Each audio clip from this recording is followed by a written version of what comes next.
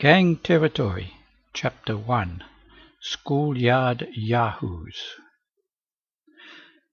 I braced my belly against a leaden foreboding that couldn't be vomited out. I knew I would have to fight. My aunt left me at the entrance to the schoolyard at 9:15. "I should have been at the office half an hour ago," she complained. "I wanted to be sure that you got here safely. Now you know the way, you can come on your own in future." She gave me a key hung on a cord and a string of instructions and admonitions. "Here, take this and hang it round your neck. You'll need it to get in by the back door. Make sure you don't lose it. Don't touch the wireless. I don't want you running the accumulator battery down. I'll be home at 7 o'clock. Behave yourself and don't make me ashamed of you." She cycled briskly off to work in town on her most upright of upright bicycles. She was a shorthand typist in a government office. I looked around apprehensively. I knew no one, and no one knew me. The village school was unlike any I had attended when living at the orphanage in London. The yard was small, no bigger than 5 tennis courts. It was gravelly and dusty, not asphalted like the other yards I had known. A row of tall lime trees ran along one side. Along the other was a low schoolhouse made of red brick and flintstones. It had a small house attached just by the main gate for the caretaker. As I walked slowly and hesitantly into the yard, a girl came towards me. She had long dark hair plaited into a heavy braid. "Hello," she said. "I'm Kate. You're new, aren't you? I saw you yesterday in Lyons Avenue with your mother. I live in Lyons Avenue too." "She's not my mother," I replied. "She's my aunt. I don't have a mother." Kate looked rather taken aback. Perhaps my reply had been a little abrupt. "Your aunt, then," she said a bit stiffly. "Are you coming to stay here?" "Yes, I've come here to live. I don't know for how long. The orphanage I was in was destroyed by a bomb." I wanted to make a good impression on this new contact on my first day, particularly if she lived near my aunt, so I said in a friendly way, "I like your hair. I've always admired plaits." She stood straight and gave a little shake of her head, which set her braid swinging. "As long as you don't pull it," she said with a pout. Then she danced away with a smile on her face. "You can call me Katie if you like." The invitation to chase was plain, but it seemed a bit too daring for such short acquaintance. I watched her disappear into a group of girls at the far end of the yard. If she lived in Lyons Avenue, I would certainly see her again. Not knowing what to do next, I sat on the low wall under the lime trees and watched what was going on. It was clear from the metal stumps on the wall that it had once been crowned with iron railings. Like so many elsewhere, these had been cut off for scrap iron to make bullets and bombs. Several boys came by, looking sideways at me without speaking. They didn't want to be seen with me until my status had been established. That depended in part on events, and in part on the power and authority of someone not yet present. All I wanted was to be left peacefully alone, but the world isn't like that. Each time I started at a new school, it was either fight or submit. But I was not the submitting kind, although you would not guess it from my slight appearance and introverted manner. My experience told me that the person not yet present was the one I would probably have to fight. So I sat, watched, and waited. A huddle of girls glanced at me from time to time. My arrival was being discussed. A small Weasley boy wandered towards them. "Look out! Here comes Creepy!" cried one of them. They turned their backs on him as he continued his way to come up near me. There was an uneasy air of expectancy in the wind. Creepy had a sly half-smile on his face, which I could tell was not for me. Without looking at me directly, he hissed out of the corner of his mouth, "You better watch out for Snailer. He don't like new boys." And he sidled off, glancing sideways to catch the expression his warning had left on my face. I tried to remain poker-faced, but I felt an army of slithery things marching around in the place where a little earlier I had felt my breakfast. There was a small clock tower in the centre of the schoolhouse roof. The clock had 4 faces, so that it could be read easily from anywhere in the schoolyard. The 2 faces I could see showed 6 minutes to 9. Only 6 more minutes before school started. I began to will the minute hand up towards the decorated 12, but it seemed as though the clock had stopped. Perhaps Snailer would be late. Perhaps he wouldn't come at all. Then I saw Creepy, who had been hanging around the gate, go up to a big lad just coming in. Did I say big? He was huge. He towered over the others around him and made the Weasley Creepy look like a midget. With him was another boy nearly as big. Creepy spoke rapidly with them for a moment and pointed in my direction. The 3 of them, hands in pockets, started swaggering towards me. This was undoubtedly Snailer, accompanied on either side by his henchmen.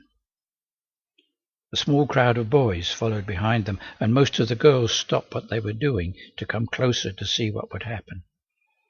I watched the trio approach whilst trying to remain calm, at least outwardly. An appearance of quiet confidence is essential in these circumstances. Snailer and his bodyguard stopped in front of me. There was a silence. I glanced at the clock.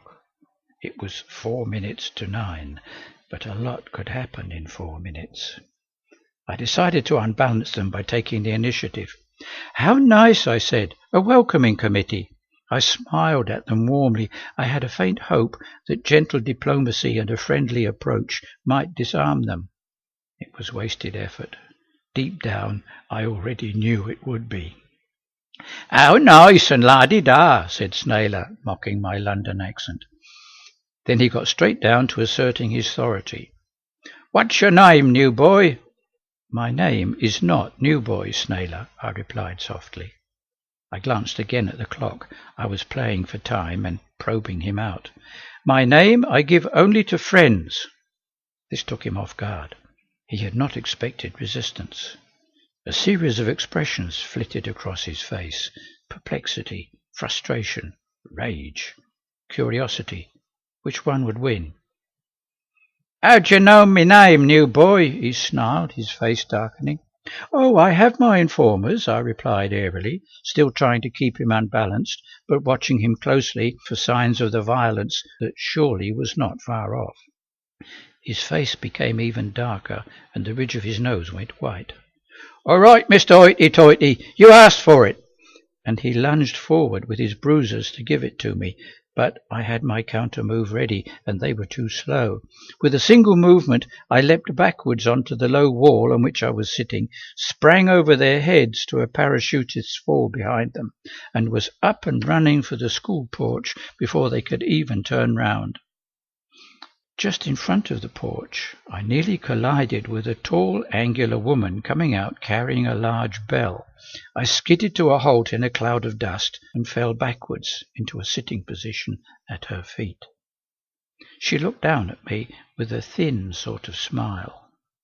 "I know some children enjoy school," she remarked, "but such enthusiasm to get inside, even before the bell, is truly remarkable." She helped me to my feet and then rang her bell vigorously while I dusted myself off. I inspected her with interest.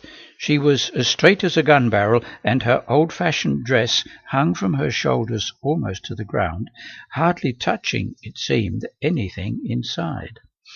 If it weren't for the dress, I would have thought her a man, except that as she swung her bell, just the hint of a curve showed itself briefly in all the places where women were the most rounded.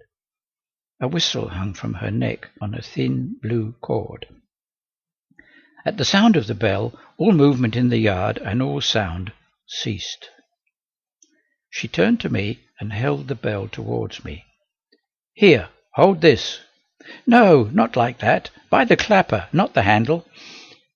She addressed me by my name, so she knew who I was. I was doubtless the only new boy enrolled after term had started. "I'm Miss Hanger, the head teacher."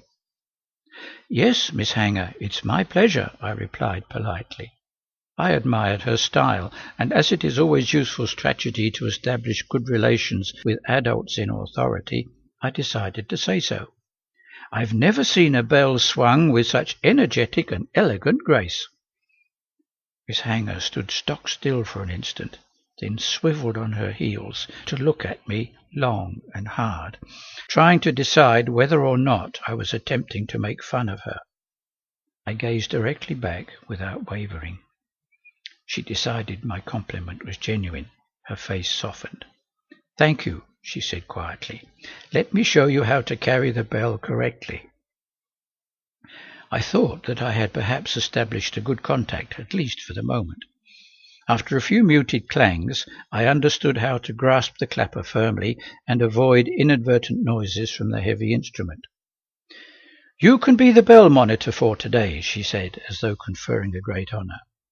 She put the whistle to her lips and blew a sharp blast. This set all the children running to form 6 parallel lines stretching across the yard away from her, lines of boys and girls alternately. There were about 15 children in each line. Snailer was glowering at the front of the 5th line. The members of his bodyguard were in the 3rd line. She turned to me again. "Your line is the one furthest from the gate."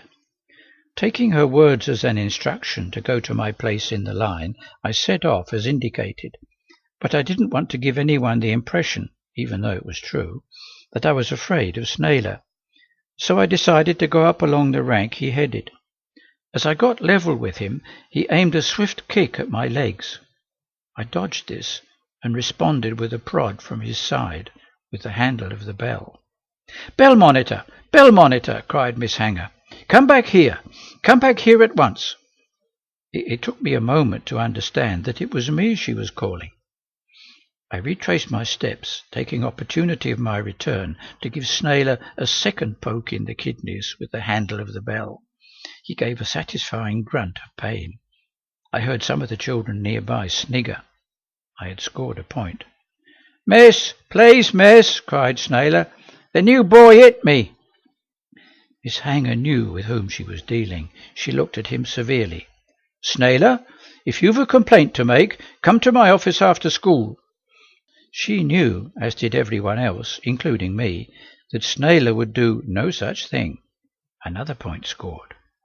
"Right, bell monitor," she said to me. "Stay by my side until the last child has filed into school. I'll show you where to stow the bell in the porch and then introduce you to your classroom." With that, she blew another sharp blast on her whistle, and the first line of children began filing through the porch, followed by the second, then the third, until all the children were inside. Snailer glared impotently at me as he filed by. I knew with a sinking heart that our clash was far from over, and the impending fight merely postponed.